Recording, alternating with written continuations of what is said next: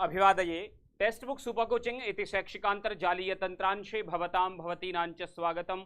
अयमत्र अहम संजय दत्त सती ही। स्वागत है आप सभी का आज की सुपर कोचिंग में। तो आज मैं आपको बताने वाला हूं बहुत ही महत्वपूर्ण प्रश्न जो कि सीटेट 2023 में आएंगे। सभी का स्वागत है, सभी का स्वागत है, सभी का स्वागत है। एक बार सभी लोग जल्दी से क्लास को शेयर कर दीजिए, लिंक आपकी स्क्रीन पे। जल्दी से एक बार सभी लोग क्लास को शेयर कर दीजिए, बिल्कुल आपके जी जल्दी से एक बार सभी लोग क्लास को शेयर कर दीजिए, लिंक आपकी स्क्रीन पर है। Text book super coaching teaching के इस चैनल को सब्सक्राइब कर लीजिए जल्द से जल्द, ठीक है ना, जिससे कि आपको क्लास का जो नोटिफिकेशन है वो एकदम समय पे मिल जाएगा। तो सभी लोग जल्दी से एक बार क्लास को शेयर कर दीजिए, क्लास को बढ़ा दीजिए आगे, ठीक है ना। नमस्ते नमस्ते सभी को, नमस्ते पूनम जी, प्रीति जी, विकास जी, नेहा जी, नमस्ते सभी को। रिचा झा जी नमस्ते, गुड इवनिंग, कैसे हैं आप। चलिए तो प्रारंभ करें, आज की अपनी सुपर क्लास को प्रारंभ करते हैं। सभी का स्वागत है। तो सीटेट 2023 जुलाई में आने वाला जो पेपर है वो पेपर बिल्कुल आप सबके लिए जो है बहुत ही सरल होने वाला है, क्योंकि मैं आपको उससे संबंधित ही विषय जो है वो कराने वाला हूं, ठीक है ना। चलिए तो आप सभी को पता है 5 दिन 5 बजे मेरी क्लास होती है। 5 दिन 5 बजे वेंसडे टू संडे मेरी क्लास का समय है। 5 दिन 5 बजे फ्री क्लास का टाइम, और ये है मेरा टेलीग्राम आईडी। साथ साथ जो है संस्कृत से संबंधित कोई भी आप तैयारी कर रहे हो वो सारी तैयारी जो है आप यहीं पर कर सकते हैं, बहुत ही सरल तरीके से, बहुत ही कम दामों में आपको जो है वो यहाँ पर सभी प्रकार के कोर्सेज अवेलेबल कराए जाते हैं।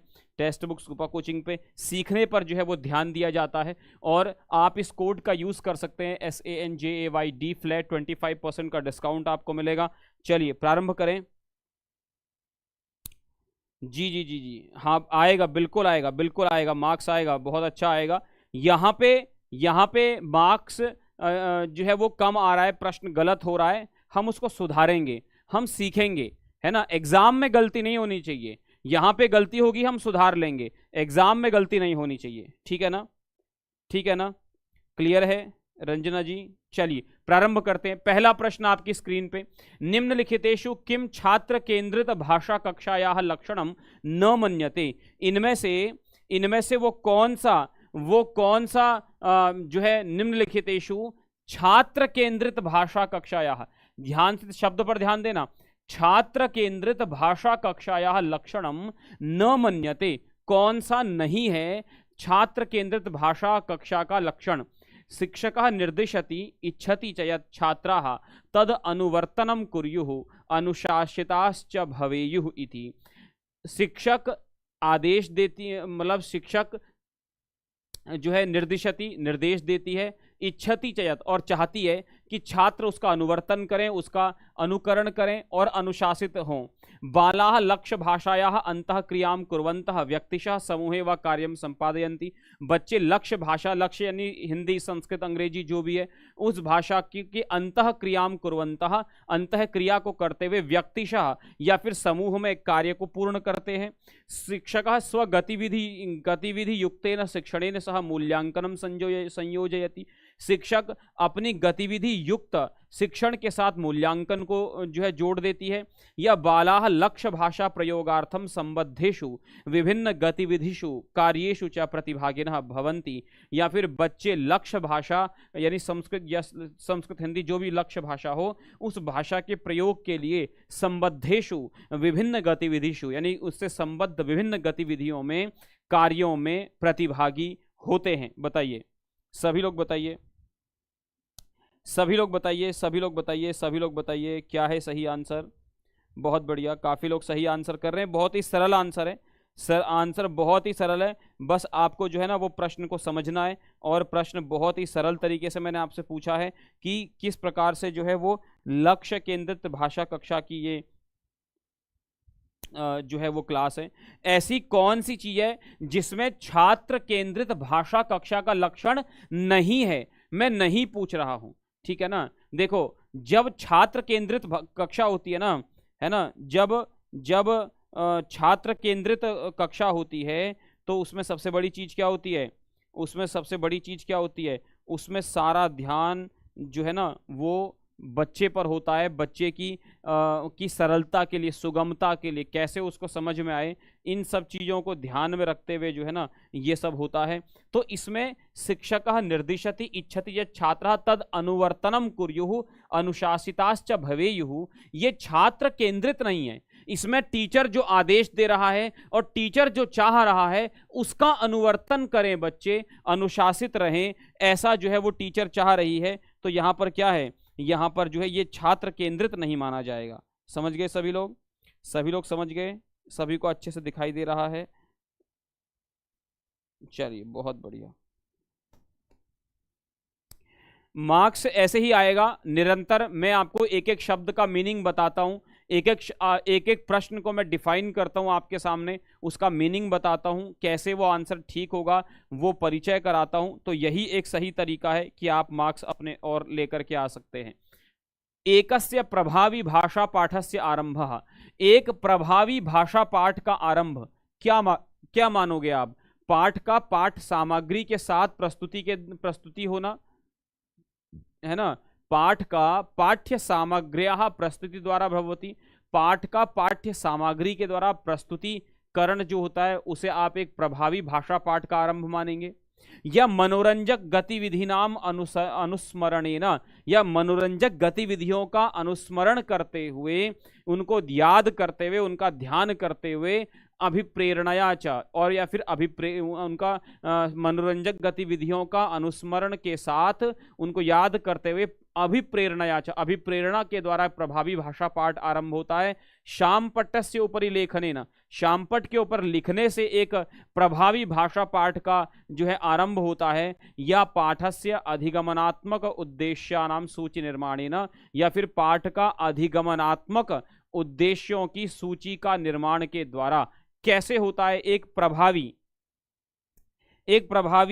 जो है वो एक प्रभावी भाषा पाठ का आरंभ कैसे होता है? बताओ सभी लोग, बताओ सभी लोग, बताओ सभी लोग, बताओ।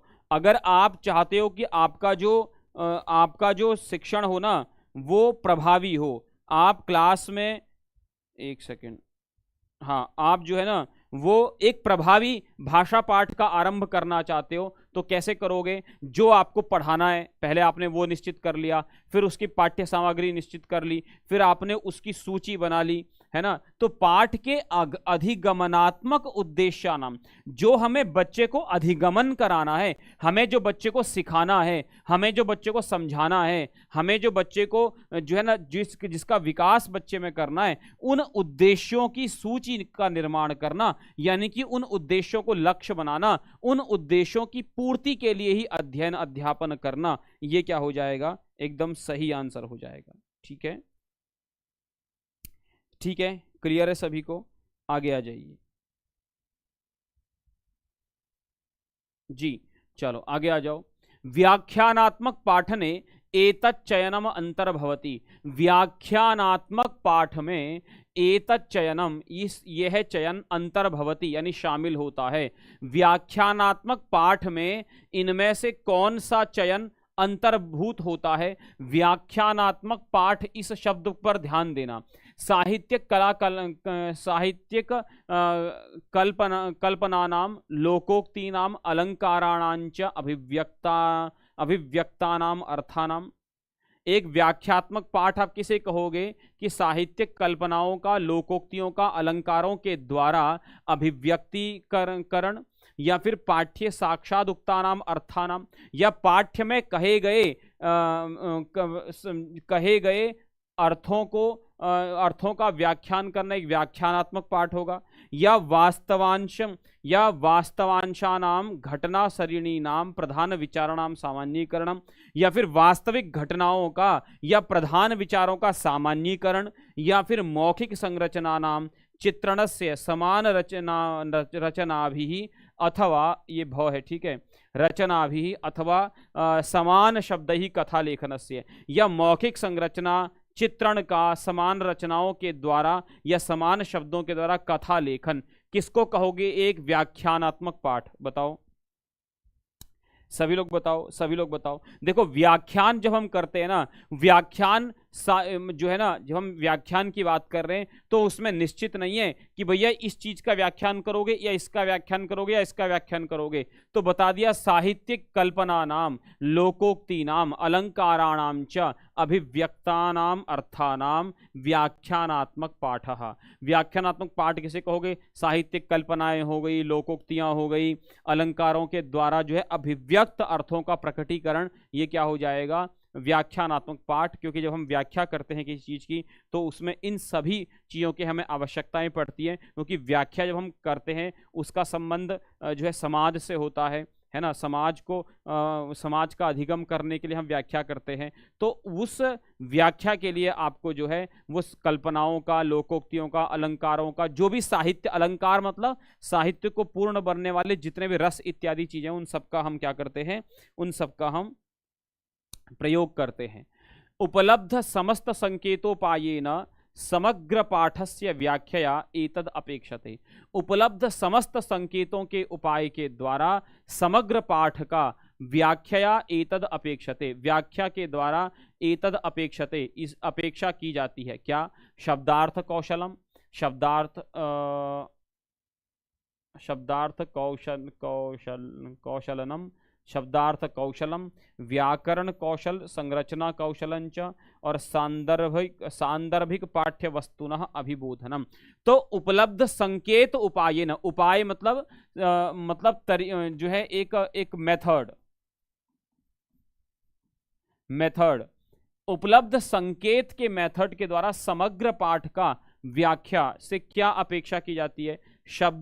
शब्दार्थ कौशल, या ये है शब्द कौशलम, इसको हटा दो। शब्द कौशलम, शब्दार्थ कौशलम, व्याकरण कौशलम, संरचना कौशलंच सांदर्भिक पाठ्य वस्तुनः अवबोधनम। बताओ। नमस्ते बरखा जी, नमस्ते, राधे राधे, अनन्या जी नमस्ते, सभी को नमस्ते, सभी को नमस्ते। सभी लोग बताओ, सभी लोग बताओ। हाँ बताओ। देखो, आप उपलब्ध समस्त संकेतों के मेथड के द्वारा समग्र पाठ की व्याख्या कैसे करोगे? सांदर्भिक पाठ्य वस्तु के अवबोध के द्वारा। अगर पाठ में जिस संदर्भ के विषय में होगा उसी की तो व्याख्या करोगे आप। पाठ में जिस संदर्भ की चर्चा होगी उस संदर्भ के अनुकूल आप क्या करोगे? उसकी व्याख्या करोगे। समझ गए ना? तो सांदर्भिक यानी संदर्भ के अनुकूल पाठ्य वस्तु का अवबोध, पाठ्य वस्तु का ज्ञान कराओगे आप बच्चे को। समझ गए? समझ गए? समझ गए? समझ गए? आगे आ जाओ। भाषा शिक्षण विषये व्यवहारवादी विचारधारायाम, भाषा शिक्षण के विषय में, भाषा शिक्षण के विषय में व्यवहारवादी विचारधारायाम, व्यवहारवादी विचारधारा में, प्रैक्टिकल विचारधारा में आप क्या मानते हो कि अनुभवाय प्रामुख्यम प्रदीयते, अनुभव को प्रमुखता दी जाती है, या बोधनस्य केंद्रम छात्रो भवति, या बोध का केंद्र छात्र होता है, स्टूडेंट ओरिएंटेड होती हैं चीजें। शाला शिक्षकश्च प्रधान पात्रम वहतः, या शाला यानी पाठशाला, स्कूल हम जिसे कहते हैं SCHOOL स्कूल, स्कूल और शिक्षक प्रधान पात्र का वहन करते हैं, मेन भूमिका में होते हैं। या उत्प्रेरणा प्रत्युत्तर संबंध संवर्धनस्य प्राधान्यम विद्यते, या उत्प्रेरणा और प्रत्युत्तर संबंध संवर्धन का प्राधान्य होता है। बताओ क्या है सही आंसर? भाषा शिक्षण के विषय में एक व्यवहारवादी विचारधारा क्या कहती है? व्यवहारवादी विचारधारा के क्या कहती है? बताओ। हाँ बताओ बताओ, बहुत से लोग सही आंसर कर रहे हैं। नहीं, आप शब्द पर तो विचार करो। शब्द पर तो देखो मैंने लिखा भाषा शिक्षण विषये, भाषा शिक्षण विषये जो है व्यवहारवादी विचारधारा यानी प्रैक्टिकल चीजें। तो देखो कोई भी भाषा है ना वो किताबों से नहीं आएगी। उत्प्रेरणा प्रत्युत्तर संबंध संवर्धन से प्राधान्यम विद्यते। उत्प्रेरणा है ना, मैं कर सकता हूं। दूसरा, मैंने बोला, आपने बोला, हमारा संवाद बढ़ा, है ना। एक दूसरे से जितना आप संवाद करोगे भाषा में उतनी जल्दी आप जो है वो भाषा को सीखोगे। तो भाषा के शिक्षण के संदर्भ में व्यवहारवादी विचारधारा क्या है कि उत्प्रेरणा प्रत्युत्तर संबंध संवर्धनस्य प्राधान्यम विद्यते, यानी प्रत्युत्तर संबंध, यानी कोई हमसे जब जैसे प्रश्न किया तो हमने उत्तर किया तो प्रत्युत्तर हो गया, प्रत्युत्तर संबंध का बढ़ने की प्रधानता होती है। समझ गए? समझ गए? कोई शंका किसी का, कोई प्रश्न बताओ।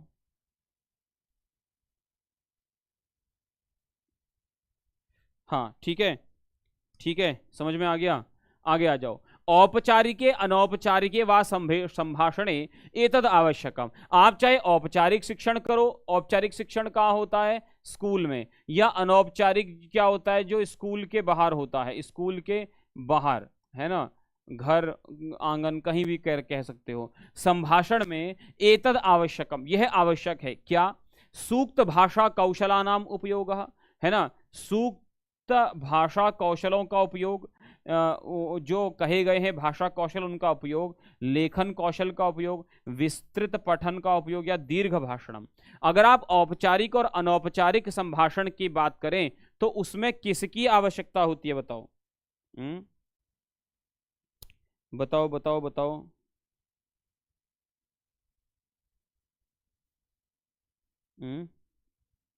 हाँ, मैंने कहा था आपसे मैं हिंदी में टाइप करवाऊंगा।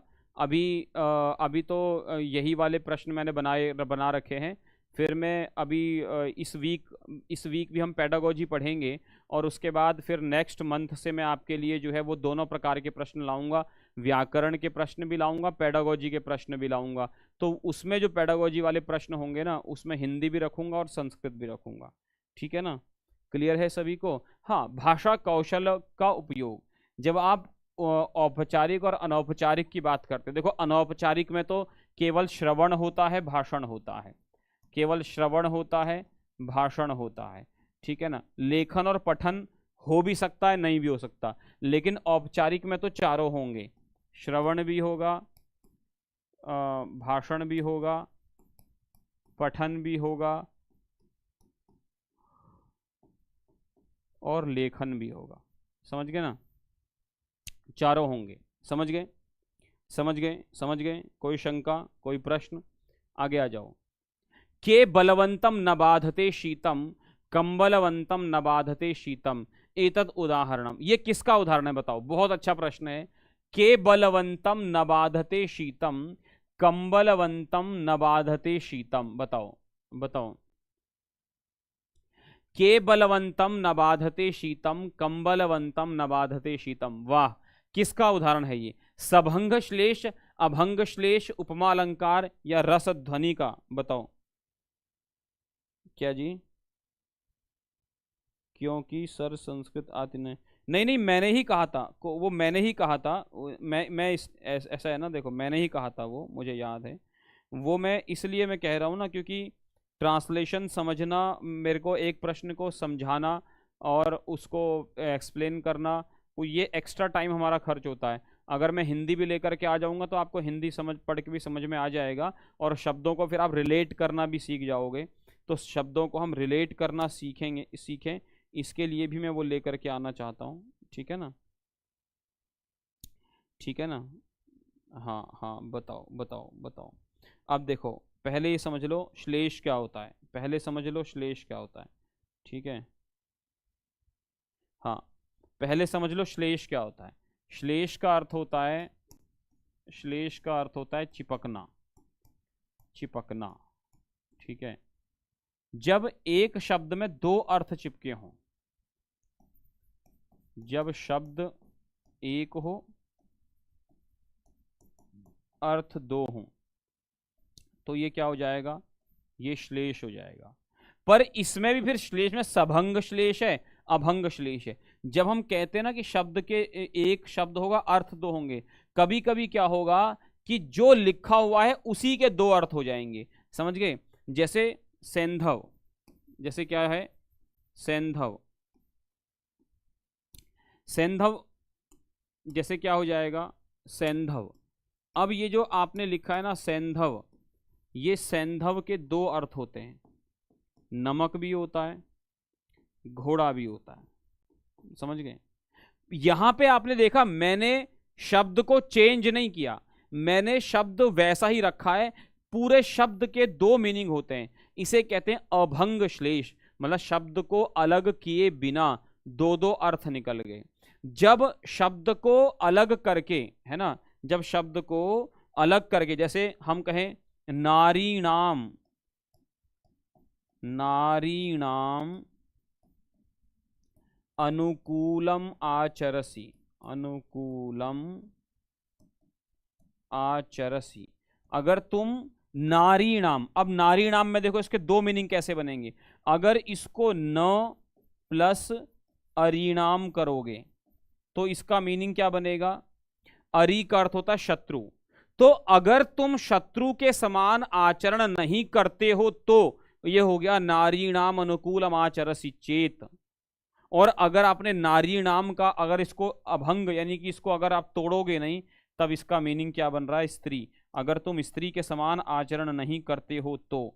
और अगर तोड़ोगे तो क्या बन जाएगा, अगर तुम न अरिणाम अनुकूलम आचरसि चेत, अगर तुम शत्रु के समान आचरण नहीं करते हो तो। हाँ, रहीमन पानी राखिए बिन पानी सब सून, पानी गए न उबरे मोती मानस चून। वाह, ठीक है, हाँ जी, हाँ जी, ठीक है ना। तो ये है सभंग श्लेष, ये है, हाँ ये है जो है सभंग श्लेष, और ये क्या है, ये है अभंग श्लेष, ठीक है। सैंधव का मैंने आपको जो एग्जांपल दिया। अब देखो यहाँ क्या कहा है, केवलवंतम न बाधते शीतम, कंबलवंतम न बाधते शीतम, है ना। के बलवंतम न बाधते शीतम, ऐसा कौन है जिसको जाड़ा नहीं लगता, और कंबलवंतम न बाधते शीतम, और जो कंबल ओढ़ के रखते हैं ना उनको जाड़ा नहीं लगता। तो यहाँ पे क्या है ना, यहाँ पे इन दोनों को मिला करके, है ना, ये के बलवंतम नहीं कम बलवंतम है वो, ठीक है ना। मैं इसको थोड़ा शुद्ध कर देता हूँ, ये लिखने में थोड़ा सा वो, ये है कम बलवंतम, कम बलवंतम। अब देखो कंबलवंतम का क्या अर्थ है ना, कंबल, देखो अगर आप अलग अलग करोगे, कम बलवंतम मतलब कौन है वो बलवान जिसको शीतम न बाधते, जिसको जाड़ा नहीं लगता, ठंड से जो ठिठुरता नहीं है, वो कम बलवंतम, है ना। कौन है वो बलवान जिसको जाड़ा नहीं लगता। और यहां पे देखो कंबलवंतम, कंबलवंतम, है ना, ये था कम अलग है कौन, और बलवंतम बलवान, कौन है वो बलवान, ठीक है। लेकिन अगर इसको जोड़ दोगे, सभंग श्लेष करोगे, तो हो जाएगा कंबलवंतम, कौन है वो कौन है, मतलब कंबल वाले को कंबलवंतम न बाधते, जो कंबल वाला होता है, जिसपे कंबल होता है, उसको ठंड नहीं लगती, समझ गए ना। तो ये क्या है, ये सभंग श्लेष है, हमें बिना तोड़े ही जो है ना वो दोनों, मतलब यहाँ पे हमने कम को अलग किया, बलवंत को अलग किया, वहां पर हमने जोड़ा, तो सभंग श्लेष का एग्जाम्पल है ये, यानी कि हमने शब्द को अलग अलग करके दो मीनिंग निकाले, ये क्या हो गया, सभंग श्लेष का उदाहरण हो गया।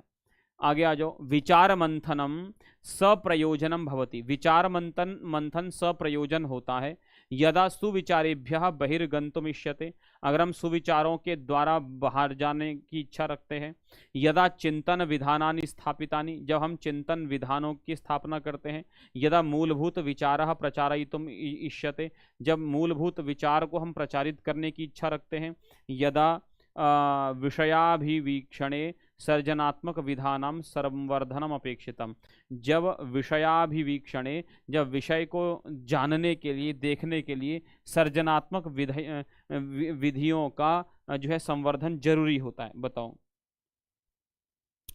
बताओ बताओ बताओ, सभी लोग बताओ क्या कह रहे हैं। मुझे ठंड नहीं लगती, हाँ अभी तो गर्मी है ना बेटा, अभी तो गर्मी है, सर्दी आने दो फिर पूछूंगा आपसे, समझ गए। हाँ बिल्कुल सही आंसर है, बहुत सही आंसर है, एकदम सही सोच रहे हैं सभी लोग, बहुत बढ़िया। आगे आ जाओ, शिक्षणस्य आरंभ बिंदुम प्रवर्तयितुम छात्राणाम अवबोधन दौर्बल्य गवेषणाय क्रियमाणम मूल्यांकन। बहुत अच्छा प्रश्न है, बहुत अच्छा प्रश्न है। देखो, शिक्षणस्य आरंभ बिंदुम प्रवर्तयितुम, शिक्षण के आरंभिक बिंदु का को प्रवर्तित करने के लिए, लागू करने के लिए, छात्राणाम अवबोधन दौर्बल्य, बच्चों के अवबोधन, समझने में जो दुर्बलता है, समझने की दुर्बलता, उस दुर्बलता को दुर्बलता की गवेषणाय, खोज के लिए, खोज के लिए, है ना, खोज के लिए क्रियमाणम मूल्यांकनम, किया जाने वाला मूल्यांकन होता है। क्या होता है बताओ? निदानात्मक मूल्यांकन, सत्रांत कृतम, या सर्जनात्मक, या संकलनात्मकम। क्या होता है बताओ? शिक्षण का वह आरंभिक बिंदु लागू करने के लिए छात्रों का अवबोधन, छात्रों में जो अवबोधन, समझने की जो दुर्बलता है, उसकी खोज के लिए कौन सा मूल्यांकन होता है? बहुत अच्छा प्रश्न है, बहुत अच्छा प्रश्न है, बहुत ही सुंदर प्रश्न है। बताओ, सभी लोग बताओ, सभी लोग बताओ, सभी लोग बताओ, सभी लोग बताओ, सभी लोग बताओ, कौन सा क्या है आंसर? बहुत बढ़िया, निदानात्मक, है ना। क्योंकि देखो, हम दुर्बलता की बात कर रहे हैं, यानी कि हम समस्या की बात कर रहे हैं। जब हम समस्या की बात करते हैं तो फिर हमें निदान की आवश्यकता होती है। बच्चों में अवबोधन, समझने में अगर दुर्बलता है, बच्चों को समझ में नहीं आ रहा है, और उनको क्यों समझ में नहीं आ रहा है, इस बात का अगर हम जो है वो इस बात को अगर हम खोज रहे हैं, तो फिर ये क्या है? ये, हाँ, अक्षमता कहो, दुर्बलता कहो, दौर्बल्य होता है दुर्बलता, अक्षमता।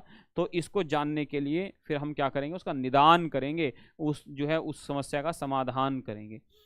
प्राथमिक स्तरे छात्र ही पुनः पुनः क्रियमाणा दोषा इमे, प्राथमिक स्तर में बच्चों के द्वारा जो बार बार जो दोष, जो त्रुटियां की जाती है, वो कौन से? उच्चारण दोष, लेखन दोष, तर्क दोष, या फिर व्याख्यान दोषा। बताओ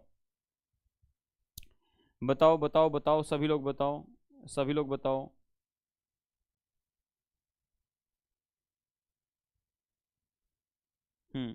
बताओ, सभी लोग बताओ, सभी लोग बताओ, सभी लोग बताओ, क्या है सही आंसर?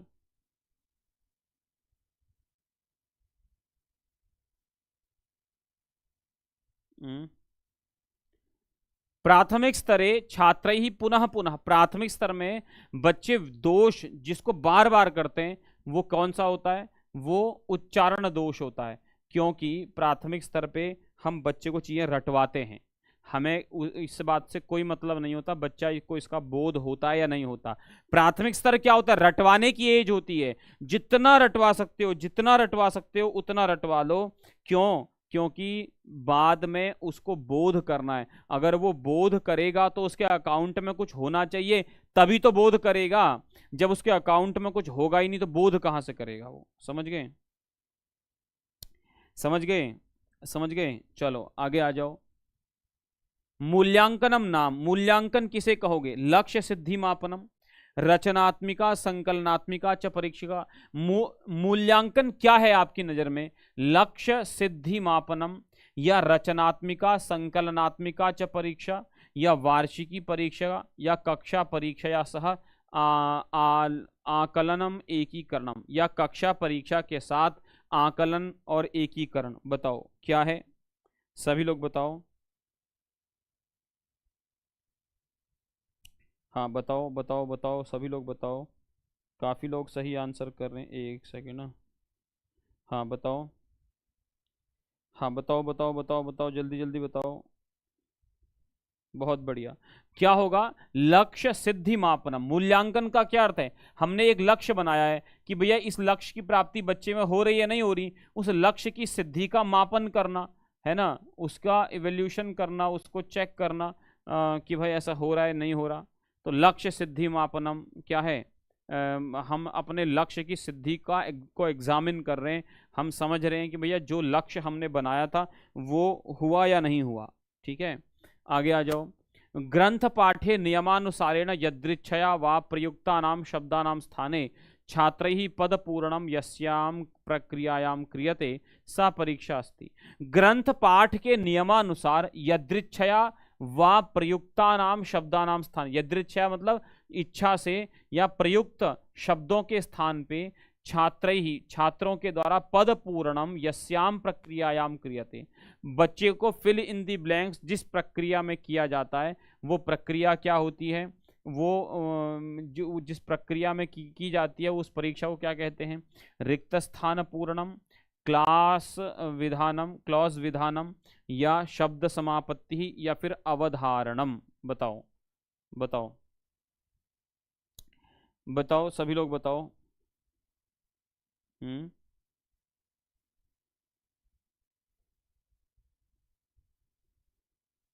बताओ इसको क्या कहते हैं। अब तो मैंने इंग्लिश भी दे रखा है उसका।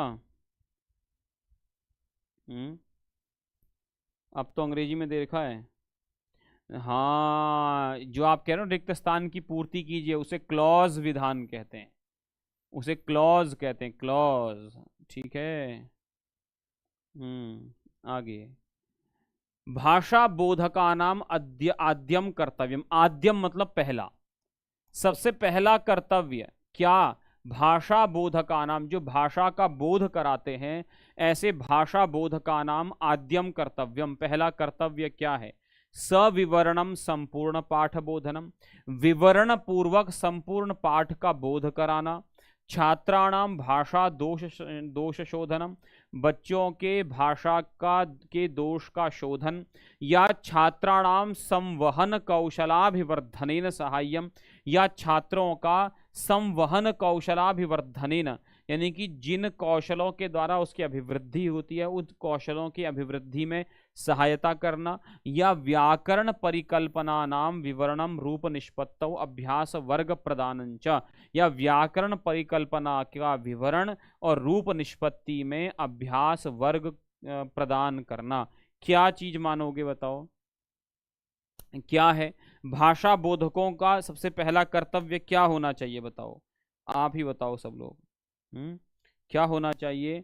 छात्रों, भाषा बोधकों का पहला कर्तव्य यही है कि छात्रों का जो संवहन कौशल, यानी जिस जो कौशलों को बढ़ाना उनका कार्य ना, कौशल के द्वारा ही उनका कार्य चलता है। तो संवहन कौशलों में जो है, जो कौशल उनके अंदर है, उसके अभिवर्धने, उस कौशल को बढ़ाने में सहायता करते हैं भाषा बोधक।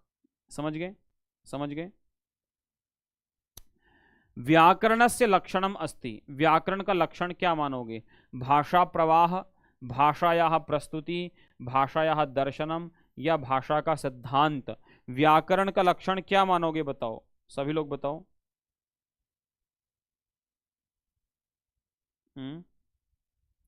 व्याकरण का क्या सिद्धांत बताओ।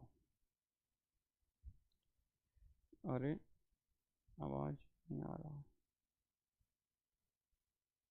बताओ व्याकरण का लक्षण क्या है? भाषा सिद्धांत। सिद्धांत मतलब थ्योरी। भाषा को थ्योरी के रूप में प्रस्तुत कर देना कि भैया इसका व्याकरण ये है और व्याकरण के अनुसार इस वाक्य को ऐसे लिखा जाएगा, इसे हम कहते हैं व्याकरण का सिद्धांत, है ना। जब हम कहते हैं इको यणचि, इक के स्थान पे यण होगा अच परे रहने पे, तो ये जो है ना, ये क्या है? सिद्धांत है उसका। समझ गए ना? क्या है ये क्या है? भाषा का सिद्धांत है। तो व्याकरण का यही कार्य है, भाषा का सिद्धांत। वाक् कौशलस्य वर्धने, वाक् कौशल के वर्धने, बढ़ने में, वाक् कौशल के बढ़ने में परिणामकारी गतिविधिषु अन्यतमः, परिणामकारी गतिविधियों में अन्यतमः मतलब परिणामकारी गतिविधियों में से एक है। क्या? स्थानापत्ति सारिण्याः अभ्यासः, स्थानापत्ति सारिणी का अभ्यास, वस्तुनिष्ठ व्याकरण की परीक्षा, अभिनय, या फिर वाचनम। क्या है बताओ, सभी लोग बताओ। बताओ। वाक कौशल को बढ़ाने में, वाक कौशल यानी बोलने रूप के वाचन कौशल के बढ़ाने में जो परिणामकारी गतिविधि है, उसमें अन्यतम क्या है? स्थानापत्ति सारिण्यः अभ्यासः, है ना। क्या है? हाँ, वाक कौशल, अरे सॉरी, वाचनम। अगर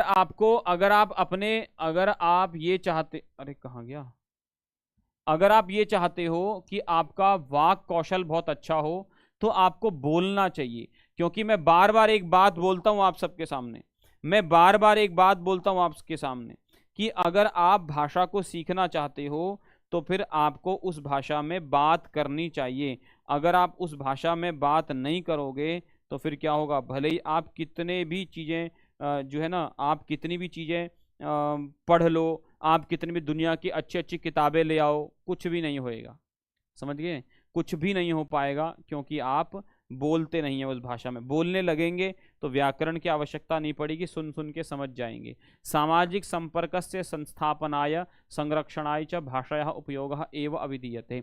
सामाजिक संपर्क और संस्थापन के लिए, है ना, सामाजिक संपर्क का संस्थापन, सामाजिक संपर्क को बनाए रखने के लिए, सामाजिक संपर्क को बनाए रखने के लिए और उसके संरक्षण के लिए भाषा का उपयोग ही बताया जाता है।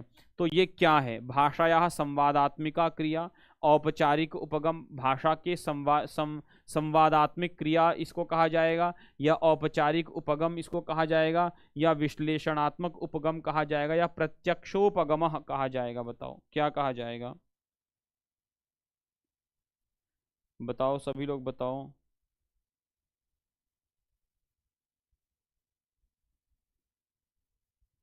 बताओ सभी लोग बताओ, सभी लोग बताओ, सभी लोग बताओ। भाषा एक संवाद है, अभी तो बताया, भाषा या संवादात्मिका क्रिया। अरे अभी तो मैंने बोला था, आप किसी भी भाषा को तब तक नहीं सीख पाओगे जब तक आप उसमें बात नहीं करोगे, आप संवाद नहीं करोगे। तो जब तक उसमें वाद नहीं होगा, वाचन नहीं होगा, संवाद नहीं होगा, तब तक उसकी स्थापना हो ही नहीं सकती। संरक्षण कैसे होगा, आज बहुत सारी भाषाएं हैं, जैसे संस्कृत भाषा है, तो कई, अब वो डेली रूटीन की भाषा नहीं है ना, तो भाषा को अगर हम बोलेंगे, बोलते रहेंगे, संस्कृत पढ़ने वाले, लिखने वाले, पढ़ने पढ़ाने वाले, तो संस्कृत का रूप बना रहेगा। अगर हम उसको बोलना छोड़ देंगे तो उसका सामाजिक संपर्क को बनाए रखना, उसका संरक्षण हमारे लिए मुश्किल हो जाएगा, क्योंकि सामाजिक संपर्क को बनाए रखने के लिए भाषा का बहुत महत्वपूर्ण योगदान है। अगर हमारी अपनी भाषा ही खत्म हो जाएगी तो हमारा अपना कल्चर, अपनी संस्कृति, अपनी सभ्यता खत्म हो जाएगी, क्योंकि सामाजिक संपर्क को बनाए रखने और उसका संरक्षण करने के लिए भाषा की उपयोगिता है। अपनी भाषा जब खो देते हैं तो फिर उसके बाद क्या होता है, अपना हम सब कुछ खो देते हैं, है ना। अस्मिन् वादे संज्ञानात्मक व्यवस्थायाः संवर्धनम भाषा व्यक्तेः पूर्ववर्ती भवेत् इति परिगण्यते। यहाँ पे कहा गया है इस वाद में कि संज्ञानात्मक व्यवस्था का संवर्धन भाषा अभिव्यक्ति के पूर्ववर्ती हो, है ना। संज्ञानात्मक व्यवस्था का संवर्धन भाषा अभिव्यक्ति से पहले हो। ये किसने कहा है, पियाजे महोदय की पद्धति में है, प्राकृतिक दर्शन में है, रचनात्मक उपागम कहोगे या प्रक्रियात्मक उपागम कहोगे, बताओ क्या कहोगे इसको आप।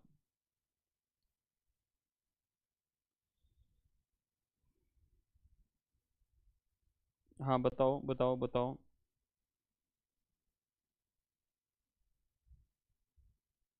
सभी लोग बताओ किसका है ये, किसका है। बहुत बढ़िया, पियाजे महोदय की पद्धति में ये है कि संज्ञानात्मक व्यवस्था का संवर्धन भाषा अभिव्यक्ति के पूर्व से पहले हो, ऐसा माना जाता है। जीन पियाजे का सिद्धांत है, आप सभी जानते हैं, बहुत अच्छे से सभी ने बताया है, बहुत सही आंसर किया है सभी ने। एक सेकेंड, हाँ बहुत बढ़िया, बहुत बढ़िया, आगे आ जाओ। पठन कौशलम छात्रैः तदा गृह्यते। पठन कौशल बच्चों के द्वारा तब ग्रहण किया जाता है जब उच्चैः पठ्यते, जब ऊंचे पढ़ते हैं, ऊंचा पढ़ते हैं। प्रकर्षेण कठिना परीक्षा क्रियते, जब प्रकर्ष यानी कि बहुत ज़्यादा एफर्ट्स करके कठिन परीक्षा की जाती है। अर्थ ग्रहण पुरस्सरम पठ्यते, अर्थ ग्रहण पूर्वक पाठ किया जाता है। या संवेगम पठनम क्रियते, या संवेग यानी कि मिल करके पठन किया जाता है। तो क्या होती है बताओ बताओ बताओ बताओ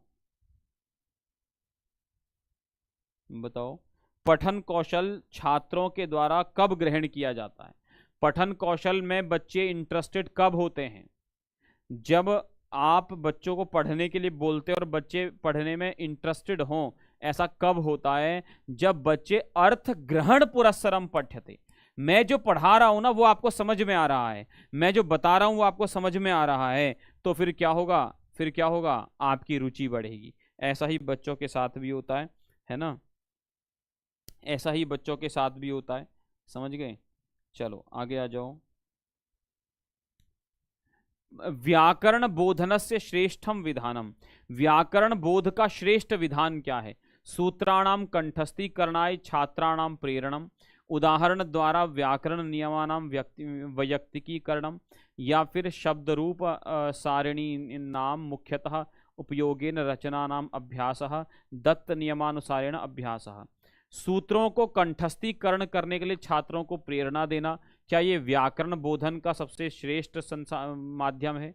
या उदाहरण के द्वारा व्याकरण नियमों को वैयक्तिकीकरण, मतलब बच्चे को जोड़ देना उससे, और शब्द रूप सारिणी नाम मुख्यतः उपयोगेन रचना नाम अभ्यास, या शब्द सारिणी के मुख्य उपयोग के द्वारा रचनाओं का अभ्यास कराते रहो, या दत्त नियमानुसारेण अभ्यास। बताओ सभी लोग बताओ, बताओ सभी लोग बताओ, सभी लोग बताओ। देखो, उदाहरण के द्वारा व्याकरण नियमों को वैयक्तिकीकरण, वैयक्तिकीकरण कैसे होता है? जैसे आपने एक शब्द देखा डिमोनेटाइजेशन, तो आपने वाक्य बना दिया कि सरकार ने जो है वो 2000 के नोट का डिमोनेटाइजेशन कर दिया। अब ये वाक्य में जोड़ के उसको वैयक्तिक हो गया, ठीक है ना। अब हम जो है उसको नहीं भूलेंगे, समझ गए। आ जाओ, छात्र केंद्रित शिक्षा कक्षाया स्वरूपम किम, एक छात्र केंद्रित जो है कक्षा का स्वरूप आप किसे मानोगे? कठोर अनुशासनम, बच्चे चुपचाप बैठे हैं, पूरी क्लास में शोर बिल्कुल नहीं आ रहा है, बच्चे चुपचाप बैठे हैं एकदम जो है वो एकदम अनुशासन में, इसको आप मानोगे एक छात्र केंद्रित शिक्षा का स्वरूप? या स्थिरोपवेशन व्यवस्था, या स्थिर उपवेशन यानी स्थिर होके एकदम टाइट होके सावधान ऐसे करके बच्चे बैठे बिल्कुल ना हिल